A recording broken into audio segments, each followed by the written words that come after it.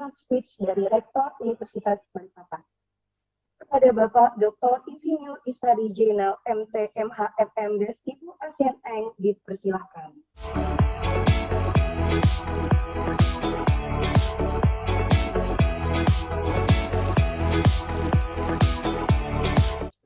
Bismillahirrahmanirrahim. Assalamualaikum warahmatullahi wabarakatuh. Yang terhormat Bapak S. Darmadi, selaku narasumber utama.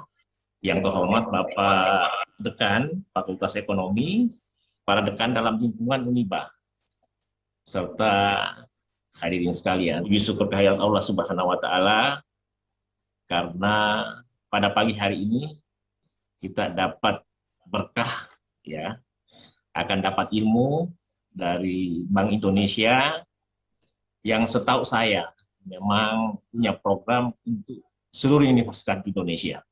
Sempat saya ikuti yang ada di Diponegoro, dan itu luar biasa.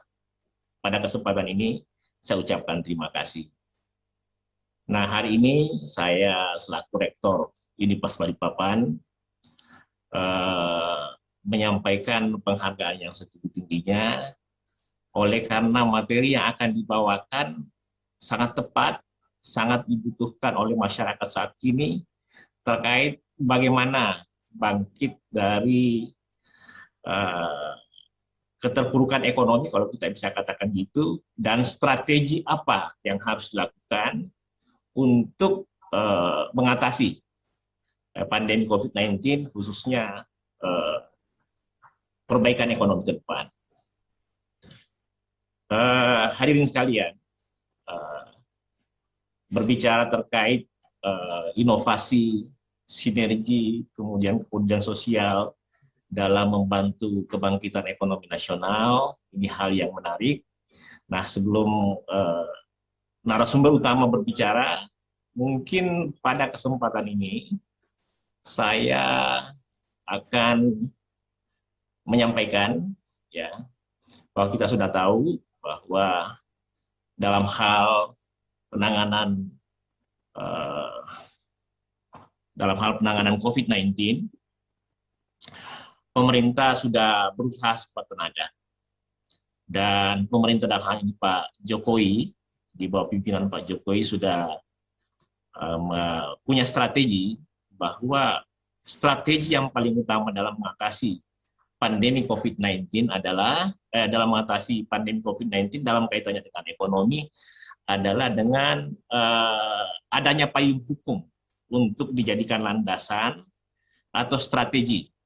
Pada saat itu Pak Jokowi sudah memberikan peraturan pemerintah pengganti Undang-Undang Nomor 1 tahun 2020 yang kemudian menjadi Undang-Undang Nomor 2 tahun 2020, yang pada intinya seperti ini, bahwa strategi pemulihan ekonomi nasional itu diawali dengan penanggulangan COVID-19 itu sendiri.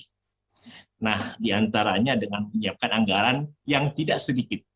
Pada awal, kalau saya nggak salah, 87 triliun yang memang digunakan untuk sarana dan prasarana terkait nakes dalam pengendalian COVID-19.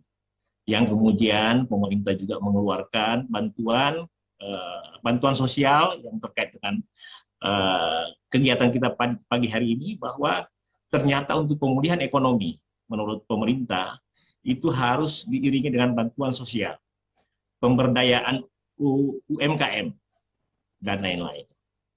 Ya, kemudian banyak pakar juga yang punya pandangan, ya, termasuk setahu saya, kalau saya nggak salah, Gubernur Bank Indonesia sendiri, mungkin Ketua ISEI Pak Ayat, ya, itu yang luar biasa. Jadi saya sempat baca bahwa nyambung ini, memang sebagai Ketua ISEI memang harus berkontribusi, dan beliau juga punya pandangan banyak terkait bagaimana keluar dari pandemi kemudian pemulihan ekonomi nasional. Saya ada tulisan, jadi tadi malam saya sempat buat tulisan khusus untuk mendalami kajian-kajian bagaimana pemulihan ekonomi nasional di masa pandemi COVID-19. Dari referensi sejumlah pakar, termasuk Gubernur Bank Indonesia yang juga Ketua ISEI, kemudian dari pemerintah, pemulihan ekonomi nasional, saya berkesimpulan seperti ini, bahwa strategi pemulihan ekonomi nasional itu bisa dilakukan diantaranya sesuai dengan tema hari ini. Yang pertama, kalau tema hari ini inovasi, saya mulai dari sinergi. Ya. Jadi pemerintah sudah berusaha keras untuk mengatasi COVID-19.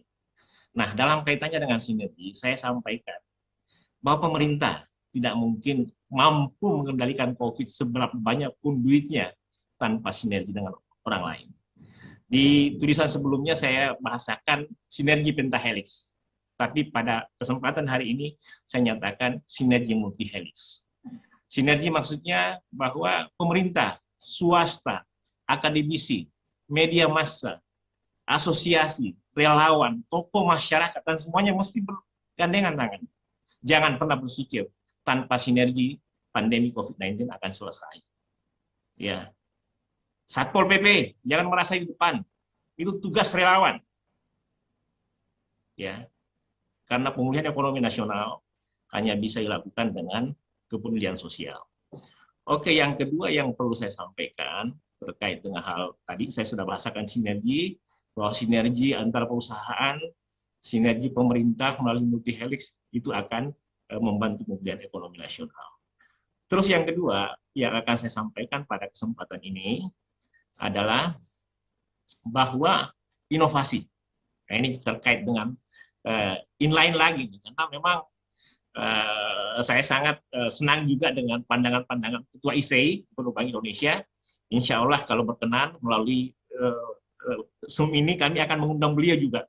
Karena saya bilang kalau Undip bisa mengundang Gubernur Bank Indonesia, kenapa Uniba tidak? Sementara Uniba dekat dengan IKN.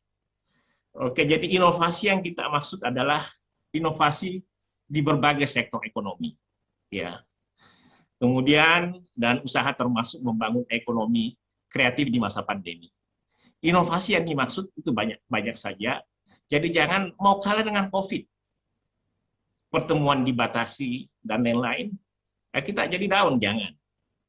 Ada digital, gunakan itu. Ada teknologi. Di masa depan memang kebutuhan bahwa universitas atau perusahaan yang survive adalah perusahaan yang berbasis digital. Selanjutnya, pemulihan ekonomi bisa juga dilakukan dengan pemberdayaan UMKM. Ya. Pemerintah telah mengeluarkan duit yang banyak untuk membantu UMKM. Karena secara data UMKM, kalau saya tidak salah sekitar 90%, dan itu menjadi bahan perhatian. Akan tetapi kepada UMKM, untuk bisa survive, untuk membantu pemulihan ekonomi nasional, mesti menjadi UMKM baru atau new UMKM. Apa itu? UMKM yang berbasis digital. Ya.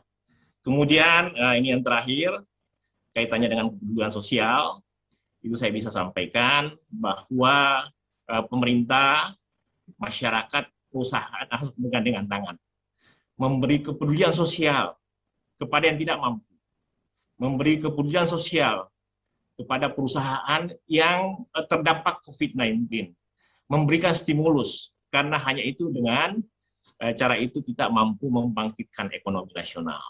Jangan pernah berpikir kebijakan yang membuat masyarakat tidak berdaya di sektor ekonomi akan mampu memulihkan ekonomi secara nasional. Perlu dicatat bahwa hanya dengan kepedulian sosial itu bisa dilaksanakan. Secara sederhana apa yang saya sampaikan tadi, saya bisa katakan untuk bangkit dari ekonomi nasional, ya, untuk kebangkitan ekonomi nasional dalam kaitannya dengan sinergi, inovasi, dan kepedulian sosial, saya bahasakan bahwa hanya Sinovac yang mampu menjadikan ekonomi nasional bangkit. Sinovac itu apa? S itu adalah sinergi. Innova itu apa? Inovasi. C itu apa? Charity atau amal. C juga bisa customer satisfaction. C juga bisa berarti care. Jadi inline dengan itu. Sebagai penutup, saya mau sampaikan kepada pembicara, ini sebagai referensi, kalau kita bicara kebangkitan ekonomi nasional atau pemulihan ekonomi nasional, atau menjadikan ekonomi nasional kita ke depan semakin bagus, saya melihat justru strategi G2 dan langkah inovasi Presiden Jokowi dan timnya memilih IKN di seputar atau sekitar Penajam Pasir Utara dan Kutai Kartanegara yang saya biasa istilahkan sepaku negara kalau disingkat, atau Paku Negara, Penajam Pasir Utara dan Kutai Kartanegara sebagai langkah yang strategis. Kenapa? Karena menurut Bappenas, pemindahan itu bisa menaikkan perekonomian Indonesia 0,1 sampai 0,2%. Para pakar atau Prof. Bambang yang juga mantan Ketua Bappenas, Menristek, juga menyampaikan bahwa pemindahan itu bisa mengurai meningkatkan perdagangan antar wilayah bahkan di atas 50%. Dan satu hal, ini yang biasa kadang-kadang pakar tata kota biasa salah pengertian, bahwa kenapa jauh-jauh? Ya harus jauh dong, karena di Indonesia ada ketidakseimbangan perekonomian antara Jawa dan luar Jawa. Dan hanya dengan memindahkan IKN keluar Pulau Jawa dalam artian pusat pemerintahnya, itu sebagai solusi. Jadi sebagai penutup, sinergi, inovasi, charity, customer satisfaction, care, dan IKN adalah solusi bagi pembangunan ekonomi ke depan. Terima kasih.